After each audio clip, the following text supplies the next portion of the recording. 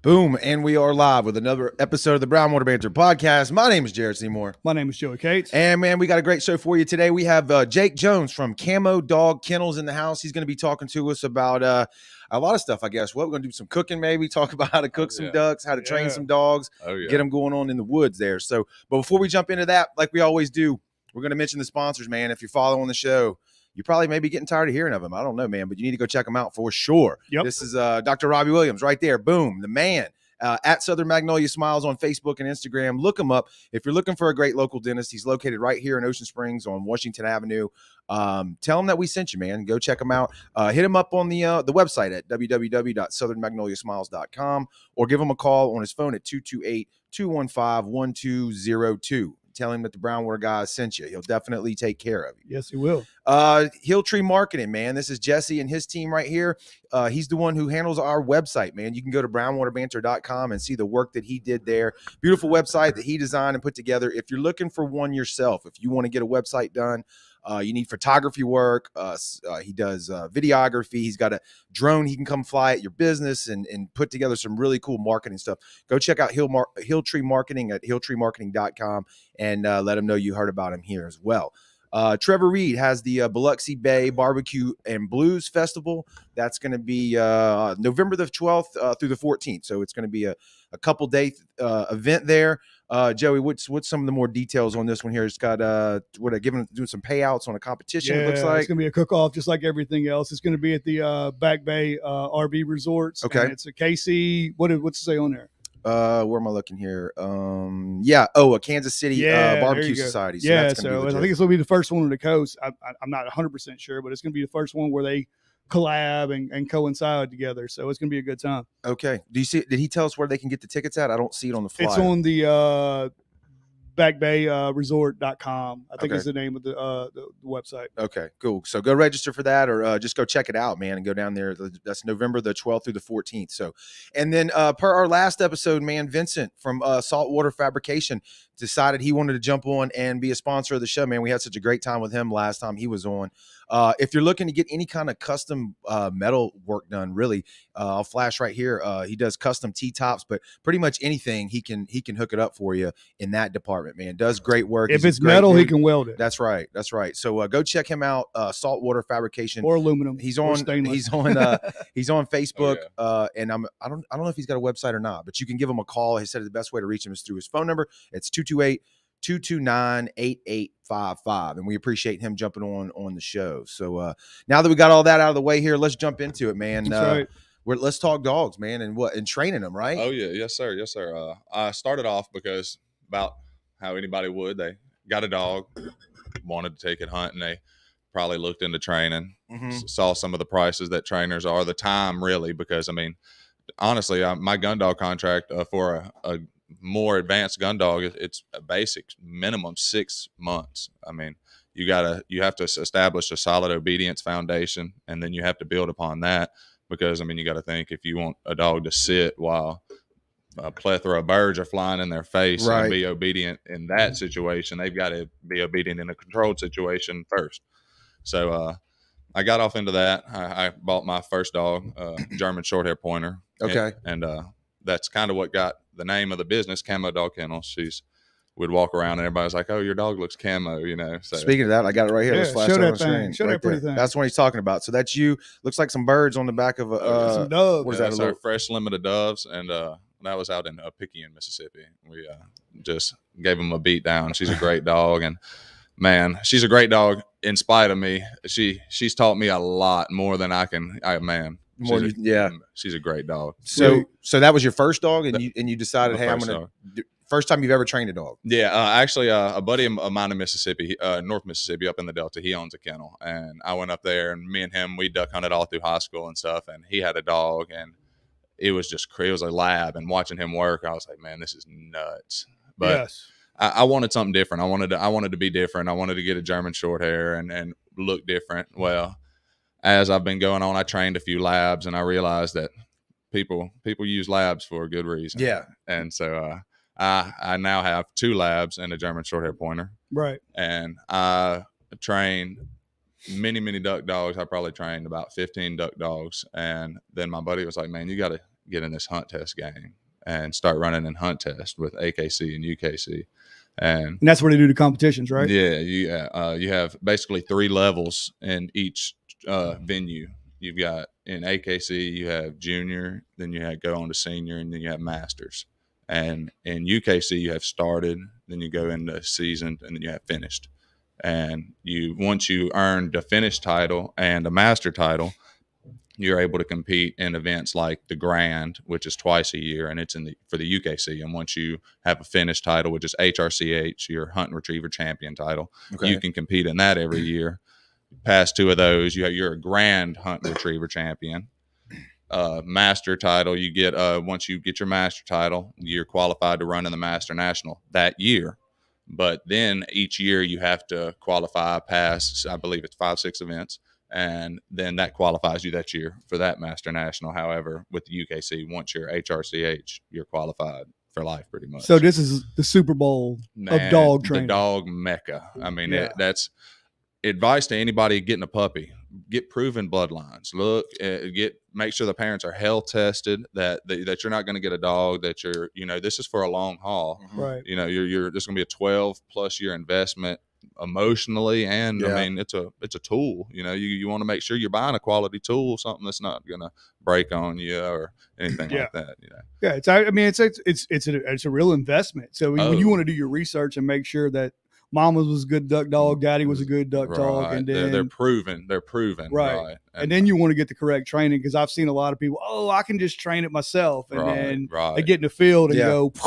And the cheapest part of it is the puppy. So don't think like, I know a guy get a puppy at a thrifty nickel. Well, it might come around and bite you. But then again, hey, there are those great dogs that are just paper puppies, and they come out and shock the world. I mean, it's the size of the fight in the dog, not the dog in the fight. Yeah. But when you kind of mentioned it already, though, what are some of your better breeds? I mean, obviously, you think of duck hunt, you think of labs. I mean, labs definitely run the world. Right. I mean, if you show up to any hunt test, I mean, you're going to see probably 98% labs. Right. You'll see maybe a few Boykin Spaniels there.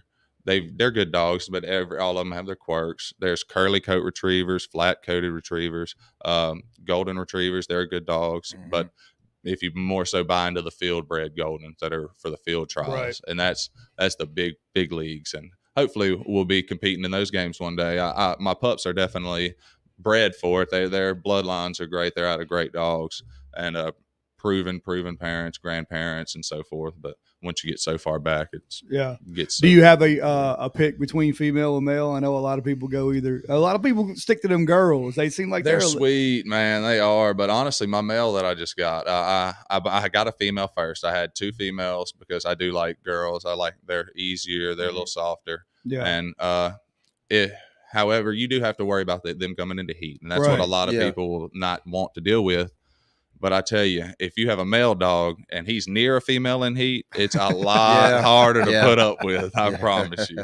He's only worried about one thing, and it ain't that bird. And it is not that bird. And for that reason, if your female's in heat, you are not able to run it, but they refund you your money because that's something out of your control. Right.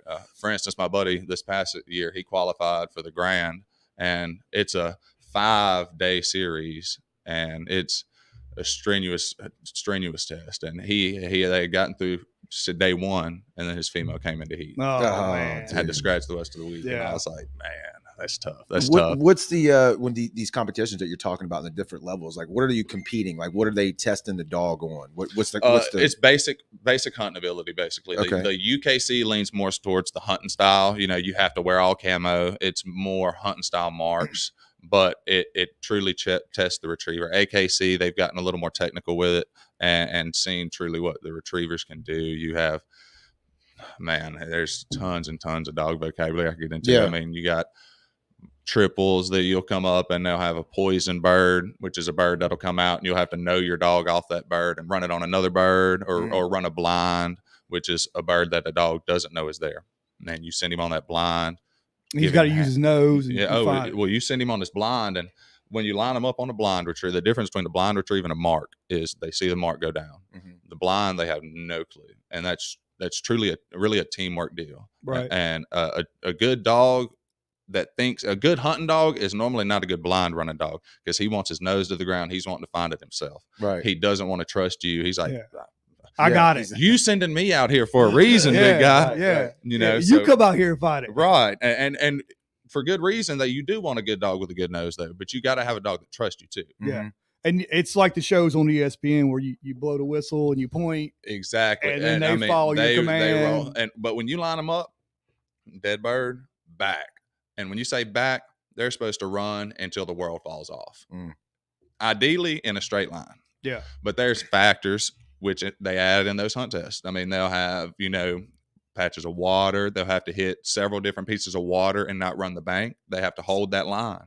And if they're getting off that line, you miss that piece of water.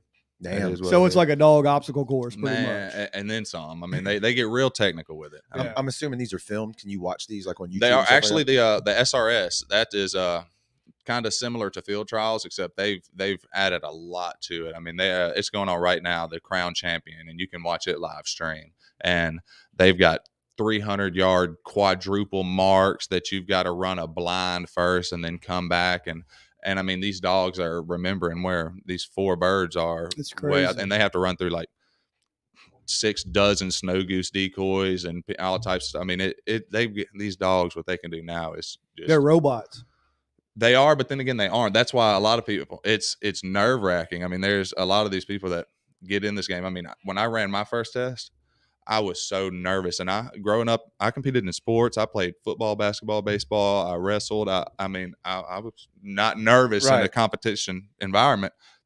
But that dog is a dog. Yeah. And a dog will always be a dog. There's field champions that do the craziest stuff. I mean, a dog will always be a dog. So you may want it to pick up, they have in Masters, they'll have out of order flyers and stuff like that. So a live flyer is a bird that dog wants the most. And they typically, to help the dog, that's normally the go bird and the longest bird, but they can change it up. And the dog wants that bird the most. They can see it flying, it's shot live, and the dog sees that bird one down and he wants it. Well, then you've got to pull that dog off of that live flyer and run something else.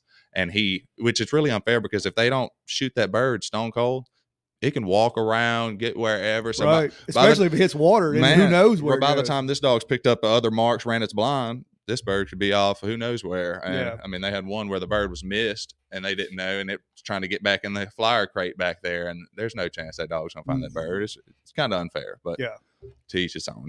They're really trying to challenge that these dogs are getting to where they can make this stuff look easy. Yeah. I mean, look back 30 years and watch a field trial and it looks like a junior test or something. I mean, it's just 60-yard mark, stuff like that. And now you show up to a junior or started test, it's 50 to 100-yard marks really. And that's the basic level, but they're singles. They'll throw one bird, go pick it up, come back. But then once you go on into the senior and seasoned, finished, master, they go into doubles, triples, blinds, multiple blinds with a triple. And I mean, it goes on and on and on. Well, let's back up before we get into that. Yeah. So when we get a puppy, what are the ages that you take him, or you suggest to start? I offer puppy programs, and that is definitely key. Is what you do during those puppy years, the socialization, because you want that puppy to be confident. You don't want it to be a scared puppy. You want it to get out and see things and everything be a great experience. But then again, you also want boundaries, because what it's learning in these ages will carry on through its whole life, So what you let it get away with, it'll learn those behaviors. Yeah, they're like kids. Right. 100%. You let them slide now. Good luck. You're going to have to let them slide later. Right. But not necessarily, but it may just be a lot harder to break later, And my biggest thing is to, get a puppy that's out of good bloodlines, that's proven at least healthy, because it's going to be the cheapest part. Vet bills alone are going to rack up more than whatever you spend, not even than training. But not a lot of people like the puppy programs. Everybody loves their cute puppy. They don't want to see that puppy gone. They're like, well, now my dog's going to have to be gone for 6 months or something with training. That's tough. We'll just keep it. And I'm very hands-on. Me and my wife, we're doing this together, and we offer boarding, training, and she's actually in school now for grooming. So we're going to be able to do the whole shebang. Gotcha. I mean, are they like kids where it's easier to pick something up when they're younger than it is when they're older. Definitely. There, because I start that minimum age that I let dogs come into training is 6 months for legit obedience training. So you have actual corrections, repercussions. You're held accountable because up until that age, they're a kid, they're a baby. Really, they grow a lot faster, but they're still a lot more immature than you would think. So. And 6 months also for the gun dogs, they go through a part in their training, which is typically about a month long, depending on the dog, but it's called force fetch. And it really teaches the dog how to learn and understand pressure. And if the dogs get through that, which normally nowadays it's not as hard at core as it used to, training nowadays is totally a lot more easier on the dog. It's a lot like a teeter-totter. You apply pressure on the dog because you talk to any great athlete anytime and they're not going to say they never had pressure applied by a great coach. You got to push them. You got to push them. You got to push them to their limits. But then again, you got to pick them back up. You got to give them some stuff to give their confidence, to build them. And then, give them a little reality check, give them a little something hard. And, but I tell you, it's one thing that I can't stand is a dog that has no effort. They just come out and they don't want to work and they're just sad. And some of that can come from early when they're a little puppy or something, they do something and, they get an overcorrection. Well, now they're going to be a little skittish. So, you do anything to try to just get a minor correction. Well, now this dog doesn't want to work. Right. Whereas. Does that have to do with like people getting them and like leaving them crates all day and not having interaction with them? Whenever you get a first puppy, put it in a crate. Do not, when I get my first dogs, their first 2 weeks in the home, they're in a crate probably 85% of the time. And that's just training them. That's crate. This is your room. You're comfortable in here. And number one, do not let the dog out because it's whining. It's just almost like a baby kind of. Right. Let them cry. You can't go pick that baby up or else it's going to learn that the more I cry, this is how you get just like with force fetch. You're applying pressure. You start with ear pinch and you pinch their ear, and I've got a tool. We don't use tools that we use in the field to train because you don't want to have any bad associations with that, because this is probably the more strenuous part that the dog will go through in training, for sure, mentally on the dog. And you apply that pressure to their ear until they grab that tool, and until they grab that tool, you don't release, no matter how squirrely it gets, because they will soon realize, well, all I got to do is act a fool and he's going to let go. Right. Yeah. No, you just got to grab this, and it's that simple. I'm going to let go. As soon as they grab it, atta dog, dog, and it's not, you're not being a monster to the dog. Any dog I let out is going to go nuts, jumping around, loving all of. No, if the dog is acting scared of you, you're doing it wrong. You don't have to hurt the dog. You ain't got to make the dog scared of you. Now, I'd be lying if I say that some dogs don't need a good, healthy fear of you in the back of their mind. Right. Absolutely. Because a dog will be a dog, like we talked about. Yeah. So they need to be like, well. TJ Jackson says in the comments that force fetch is fun. So, yeah, people here have heard about it for sure. TJ's actually, he's a guy that I met on a training website. He was asking about puppy training tips and stuff like that. And I was like, hey, man, he was on the Gulf Coast looking for birds. Yeah.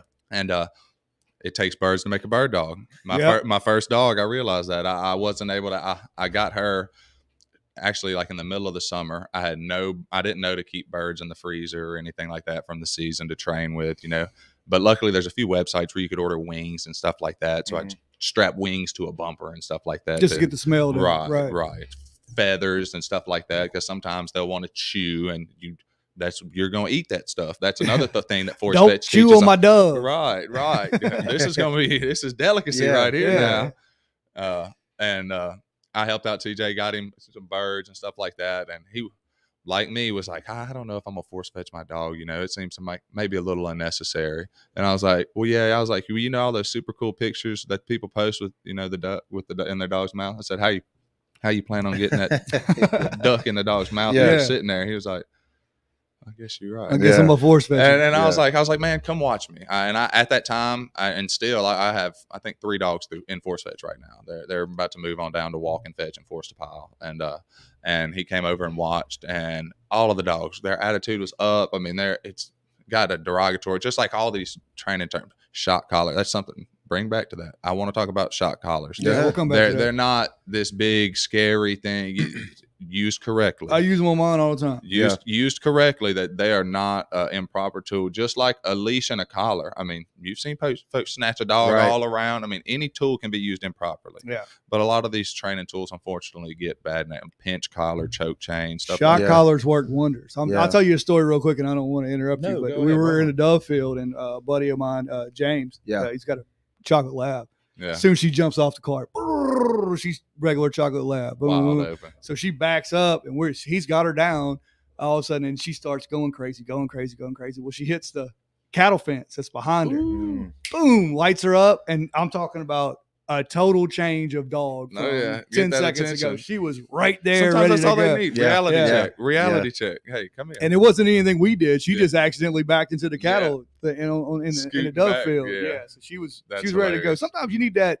Hey, remember, this is what we're here to do. Right. And that's all. I tell all my clients, because honestly, out of anybody that's came to me, a lot of my clients have been obedience clients, wanting just basic obedience. They've all stayed and did a second month and done the advanced obedience and collar condition their dog so that they could use an e-collar, because it's basically an invisible leash. I mean, the dogs know these commands. You condition it to the collar, and the way it goes basically is the same as force fetch. I go through the first month and teach the dog all the commands on leash, so it knows what the commands are and it understands what's to be expected. Then start with the e-collar. You let them wear it for a few days, comfortable, nothing crazy. Sit them down, and you start.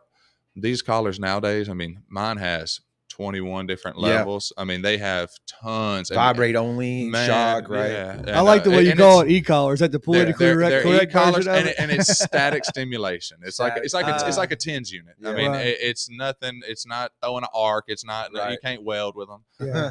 Back in the day, now they used to call them old Sparky, and I mean, they had that black spot right there on the back of their neck. Flick a beer can 2 feet. I mean, they were tough, but nowadays, I mean, you can get. I actually collar conditioned a little Maltese. I had never trained a little dog, and we just bought a new place, and my mortgage broker, she set us up, and I was like, well, if you need help with training, this is why we bought this place, I'll hook you up. And she was like, well, I've got a Maltese. And I was like, oh, damn, that's not a dog. But and I was like, I got some squirrels in the backyard. I was like, you got a dog, anything under 40 pounds is a cat. And, And I told her, I was like, I'll see what I can do. I'm not going to promise you nothing. I was like, if it doesn't go well, I'll refund you your money. I'm 100% honest. I'd rather be honest and than you show up and be like, what in the heck? So I told her the whole time, I was like, she's being real responsive to training. She's doing great. I was like, but she is very independent doggy. I said, I think that, usually the little ones are for some reason. Like, they got that Napoleon syndrome. That's right. They're like, I've got this. I don't need you. Yeah. But I was like, this e-collar, it's great because it holds them accountable. Because from the moment a dog makes a mistake to your correction, you've got about I'm probably being generous by saying a 5 to 10 second window for the dog to understand, I did this wrong. This is what he's correcting. Correct. And I've had that happen before with me, and it's actually Mr. Bill, Martha's dad. Yeah. Like the dog would do something wrong, and I'd be grilling or doing something with the kids, and a minute later go over there and take care of the dog. The dog's already forgotten what he did. It has it's like what the heck is going on? What's going on? I'm just walking around. Like if you come in and you find pee before you see the dog, you cannot tear that. You don't rub the dog's nose in. The dog, you slip somewhere probably, honestly. And potty training, a tip. A lot of people are like, well, I have my dog outside for an hour, and the second we come in, he pees. It's not how long the dog outside. It's how often the dog is being let outside. It's got a small little bladder. And luckily, that German short hair Ruby, my first dog, she had a UTI unbeknown to us. And so we were literally setting a 5-minute timer, letting her out. That's tough. And because, I mean, I was getting upset. I was popping her, like, no, because you have to show them no. You don't beat them, but you teach them, like, this is not, we're going to go outside. And we'd go outside, walk around, and she wouldn't pee. We'd come inside, and she'd pee. And I was like, we got to get this freaking timing down. So just go outside with your dog. As soon as they go potty, reward them, come inside, put them in the crate. Let them stay. Let only enough room in the crate for them to lay down. Right. If they have room to get away from it, they'll pee in a corner and lay down in the other corner. I've heard that before. That's why they come with the dividers. Start with the divider. It may seem cruel. All your dog wants to do is lay down in there anyway. That's right. You want them to be comfortable. I really don't put anything in my kennels because they could eat it, chew it up, foreign objects. It's not good. My female, We had her. She was actually about to roll into force fed. She had just lost all of her puppy teeth. She's a fireball, probably one of the better dogs right now that I have in training. And she started just throwing up. I went and checked her in her kennel, and she had thrown up. And I was like, well, sometimes dogs throw up. They eat some grass or whatever. Yeah. So I cleaned it up. She had eaten that morning. I fed her. She ate. We trained that morning. Did fine. She threw up while we were in training, but it was just some water. I was like, all right, we're fine. Well, come back in there. She is just throwing up all of her food. And I was like, that ain't good. No. And one thing that I immediately thought was maybe the stomach flip. And that's one big thing in the retriever world where, you know, your dog gets gas in its stomach. And from eating, if it eats after doing too much strenuous activity and the gas, it'll flip and it'll tie their stomachs. And from the time that happens, you've got 30 minutes to get to the vet, or it's over with, done. And so I called my vet. I was like, hey, I'm coming. I was like, she's not eating anything. I was like, I haven't really been paying attention to the other way. I was like, but she's not taking anything down. So they ran x-rays and they were like, man, we're not seeing anything on the x-ray. I think it might just be a little bug or something. Gave me some antibiotics. And they were like, you know, if she's still sick in the morning, call us. And I was like, right. I don't know. I don't know if that's the right answer. Man, yeah. I wasn't feeling it because, you know, I mean, I had invested a good bit of money in this pup. Well, they become part of your family once you get there. And I was questioning because she was supposed to be starting my breeding program. She's going to be my female. And so it was also part of my business. And my buddy had to let me know. He was like, she is part of your business, you know, but she is your dog also. And I was like, man, that pup's licked my face a few too many times. Yeah. And it got down to where, I mean, I literally it was Easter weekend and this past year. And we went back because that next morning I was literally syringing Pedialyte in her mouth and she would throw it right up. And I took her right to the vet and I was standing there and I kept waiting and waiting. And they were like, is she still sick? And I was like, yes. And they said, well, it's Easter. It's literally, I think it was like Sunday. And they're like, it's Easter Sunday. You know, we're not going to be able to do nothing. There's the med vet in Mobile or there's another place somewhere. I was like, where do I need to go to save my dog? I was like, I'm not worried about price. I was like, I just need my dog to be okay. They were like, Mobile. And so we immediately threw the dog in the car. We were rolling to Mobile.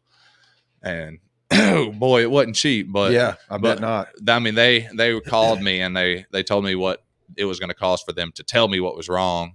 And I was like, send me that itemized receipt. And then the vet actually called me instead of the receptionist. And I was telling her, like, you know, you've got the paperwork from my vet saying they've already ran half of these tests. Yeah. This was literally yesterday. Don't rerun these tests. I was like, do blood work, because if there is a foreign object, you got to do surgery. You got to have the blood work. Do the x-rays. I believe it's a foreign object. They think it's a sock or something because it didn't come up on an x-ray solid. Damn. And so she was like, so you know a little something. I was like, yes. I was like, please, gosh, don't rip me off on this. Just do something. Yeah. Man, fix my dog. Man. And so she was like, okay. Literally 10 minutes later, called me back. They're like, man, you know what you're talking about. It's a looks like a sock or something in there. X amount of dollars for us to go ahead and crack her open. And I was like, it's crazy, man. All right, it's go ahead. Tough. Yeah. It's credit tough. card number is, and they went on. Take it for a ride, huh? And dude, I kid y'all not, she's been a totally different dog since that day. I mean, she's been almost grateful, and it's weird. I mean, I get a lot of people bestow too many human qualities upon dogs, but prior to surgery, if you came up to her laying on the couch and tried to get some loving, she'd hop right up. Yeah. She was very unconfrontational, was a fireball in the field, was running 200-yard marks before 6 months old, had just tons of anything you asked her to do, it was wide open. When I would tell her here in training, I mean, it was wide open, break your shin bone, coming into heel, sitting. And I mean, she was a great dog. But after that, I mean, she was so grateful and loving. I mean, now you can't hardly keep her off of you. I actually got a video. We were in academy yesterday, and she's going up to the mannequin, licking its fingers, trying to get it to pet her, thinking that she's going to get some love. And I was like, baby, it ain't going to rub you. Not that one. Not that one. She's just happy to be alive. Man, that's all she is. And now, I mean, I've got a whole new perspective when I'm out there working her, because every retrieve is one that shouldn't have been made. Yeah. And so we got some comments coming in here. People got some good questions, so I'm going to read them off here to you. Scott, excuse me. Scott wants to know if you could go into a quick detail on the importance of proper association of hunting gear to the pups, like decoys, guns, and boats. Man, that is huge. If you can get that stuff around your pups at an early age, I mean, just put the decoys out in the yard, because I mean, changing one thing will blow a dog's mind. I mean, running through, if you are training in your yard and you cut your grass and left a strip unmowed and threw a bumper on the other side of that strip of grass, they would hit that wall, that grass, like it was the wall of China, and look at it and be like, what the heck? I mean, you got it. They never seen it. Get them used to decoys. Whenever you feed them, have your gun in the corner or something like that. Don't bang pots and pans over them. Make noise, stuff like that. Slowly inclimate them. Don't go to just be like, well, I shot a 12 gauge over his head and he was gun shy. Well, that's not how that works. Right. You made him gun shy, Cap. I'm sorry. I've heard a lot of people say that, and they buy these dogs and then find out 6-7 months later that they're gun shy. Fireworks, got a client, like that. and every day he asked me, he's like, have you shot over my Daisy gun? I was like, man, properly introducing it, and I'm going to properly introduce it. It is not a problem. I was like, but it's the people who walk out there and are like, well, I should just rattle my 12 gauge off 3-4 times, or opening morning of duck season. You got 6 people in a little wood duck slough in Mississippi, and one wood duck comes through. Everybody takes it to the plug, and dogs like, what out. in the world? I mean, it sounds like the Civil War out there. Well, you start them off with the training 22s. We start way out. I'll have my best trainer right now, my wife. She's top notch now. She'll stand out in the field, and we've got poppers and they're blanks, and she'll throw the bird, and as the dog's en route to bumper, she shoots when it leaves my side, so it's a great distance away from the gun. It's en route to something it is totally focused on, so that shot is less likely to affect the dog. And you just totally judge the dog. Dog training is almost 98% dog psychology. You got to watch the dog, know what it's thinking. Sometimes let it make the mistakes so you can get the correction, because it don't know what's wrong if you don't let it do wrong sometimes. But back to what Scott was saying, though, decoys, dogs, let them swim around in the decoys. My German Shorthair, she got tangled in some decoys early in her career, and she was totally mind blown. It was a big old mallard, oversized mallard decoy, and she wouldn't pick up a mallard. And it because she thought she was going to get tangled up. She was totally freaked out. It was banging up against her while she was running through the water, and I had to jump up, run, chase her down, and pick her up by her dog vest and untangle her. So it took probably a good 4 months of just doing a lot of positive association and stuff with, live mallards, frozen mallards, to build that confidence back up in her, Yeah. But anything that you can get your dog around early, other than gunshots, live birds, anything like that, preferably start small with like a pigeon or a quail, something like that the dog can confidently overpower. I mean, I found a goose. I trapped a goose on the local pond because a goose or something like that is pretty intimidating. That goose will stand up and bow up on the poor dog. Run you off. Right. We got another one in the comments here from Riley. He wants to know, let me get it right here. He says, do dogs get discouraged if they see birds flying, but none dying? No, I wouldn't say so. But always bring a bumper. I say anybody, if you're going duck hunting, you've got a blind bag, stick a bumper in there. If it's slow, have one of your buddies walk to the edge of the hole and simulate it. I mean, make the most out of every opportunity. If birds come in and everybody takes it to the plug and y'all didn't get y'all skeet shooting in before the season and y'all miss, have somebody fling a bumper out there real quick. Let the dog the most success the dog can find, the better. Right. So if the dog is just watching birds fly, you can't get birds to decoy, go ahead and say, hey, hopefully you're hunting with guys good enough that they realize this is building on this dog's career. It's not his only season. This is one of many. Let's get this dog some success. Let's get out here, throw him some bumpers. Let him swim through the decoys, because sometimes they'll get in the decoys and start swimming around. Let them know, hey, they're going to fall on the other side. They're going to fall over here. They're going to, think about where you put them. That matters a lot as much. And if it's a good dog, and I'll tell you my most embarrassing duck hunting story. And we're in the Pascagoula Marsh, and the two buddies that went with me were bringing the boat around. We were in a white boat, so we brought it way around the bend. Smart man. Left me here with the dog. Smart man. Coco. And I'm sitting here by myself, first time in the marsh. It wasn't that long ago, probably 6-7 years ago before I started duck hunting. And the dog's going crazy. And I'm like, what's going on? I don't know what's going on. The dog keeps looking at me like hitting my leg. Well, they start coming back. Yeah. And 2 birds flew up. So the bird was in the decoy the entire time. He was the dog so giddy. The dog was looking at me like, you idiot. They're sitting right there. I was trying to tell you. Yeah, you idiot. They'll show some emotion now, they man. will. And I love a good dog, man. They'll show some emotion. And honestly, I've had dogs. See, I'm sitting there just playing on my phone or whatever, and I look over, and the dog is just locked on, and I'm like, birds are working, and like, is there? They know before you, way before their you. eyes, the way that they use their eyes and ears. I mean, you'll see them just sitting there, and their ears are constantly twitching. They're listening for the wings. They're watching because they don't want to miss it. I mean, this is their bread and butter. They're literally live for this stuff, and it's always a good hunt can be ruined with no dog, but a bad hunt's always good with a dog. Absolutely. Always. I love a good dog. What's the mix on the dogs that you work with? Like, are they all mainly hunting dogs, or do you have a lot of people, like you said, just straight obedience? I have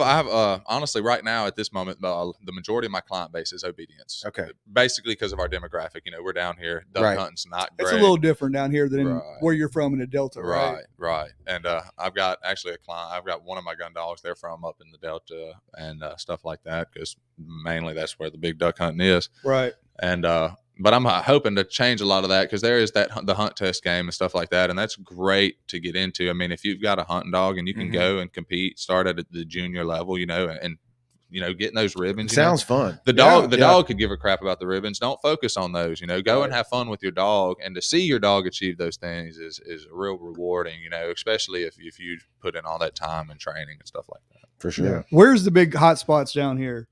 Duck hunting.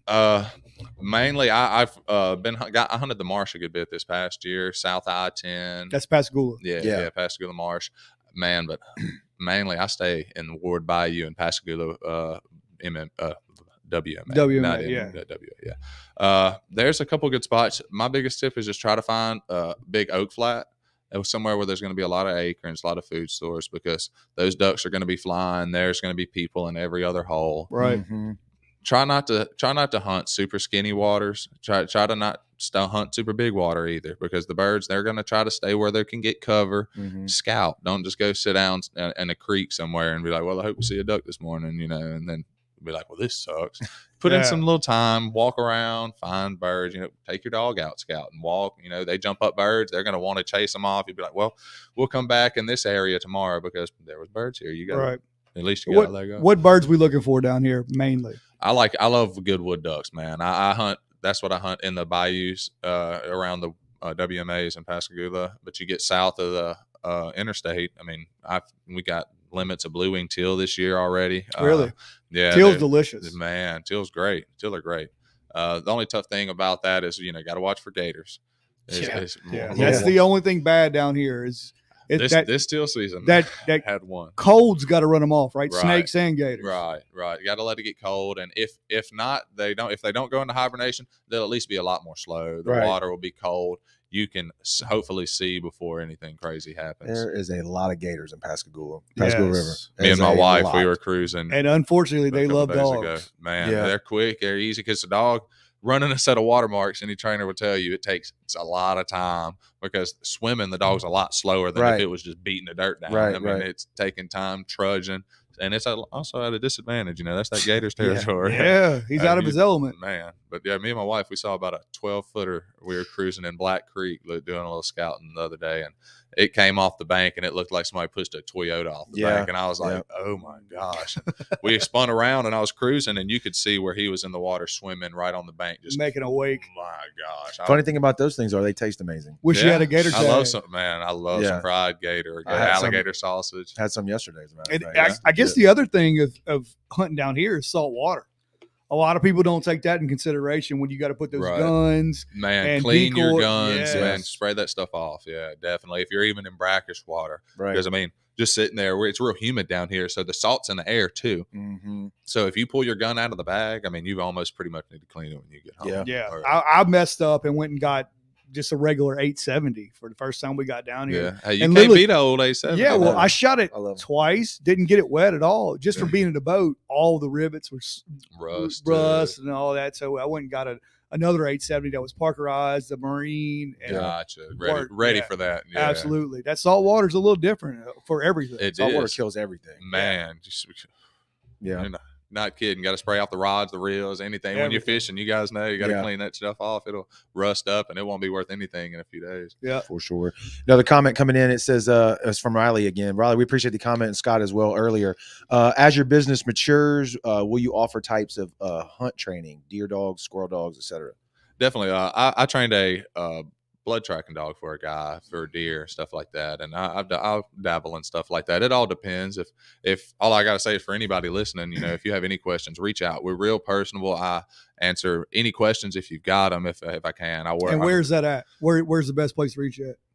My cell, or you can contact us on our Facebook page, Camo Dog Kennels. My cell phone's number 228-327-8465. And I'm happy to help by answering anybody who's wanting to train their own dogs questions, because it is real rewarding. Yes. But you also have to be prepared to do that. And it doesn't take a lot of time. I mean, 10, 15 minutes a day. And, just stuff to keep your dog sharp, work his brain, let him know that, you can do whatever you like, but also there's boundaries, there's standards. That's crazy to believe in today's world that, there's consequences and stuff like that. A lot of people spend a bunch of money hunting. Man, and shoot a big deer, and all of a sudden you can't find it, and then I got to call a guy with a dog because he's got to come find this thing. So and they love that too. I mean, those deer dogs, they love that stuff. I mean, we went out, coon dogs, all of it. Had a buddy, he shot a deer right outside of Picayune, and they called me, and he was like, "Can your dog trail or a deer?" And I was like, "She's got to know." So I brought my pointer. And I sat there, and she knows the hunt it up command, and so I got that blood on her nose, and I was like, "Hey, hunt it up." And she cut through there, and unbeknown to me, that's why people normally have a bell on them or a tracker or something. Yeah, they go nuts, man. And if you haven't seen a German Shorthair run, they probably could compete with a greyhound. I mean, wide open, just ripping through there. So I mean, we're cutting through behind her with a flashlight, and she found it. We get there, and she's jumping all around. She's like, "Look, I got it, I got it!" Trying to grab its leg to retrieve it, and I'm like, "Yeah, good girl, chill out." Tough. That's tough. Sometimes they get so worked up they'll hurt themselves running through briars just to make sure they found it. You gotta watch stuff like that. Whenever if you're training bird dogs or anything, make sure that the pond you go to, the field you're in, doesn't have huge holes, because that dog's gonna be running wide open to that retrieve. It's not worried about a little 3-foot hole that's gonna break its leg. It's cutting, it's going through there. So are you most active on Facebook? Was that best place for people to check you out? Definitely on Facebook, unfortunately. But that's the way of the world. You got to grow. That's what we're on here right now. Yeah, exactly. We don't like it, but we'll roll with it. Don't get canceled, guys. Yeah, right.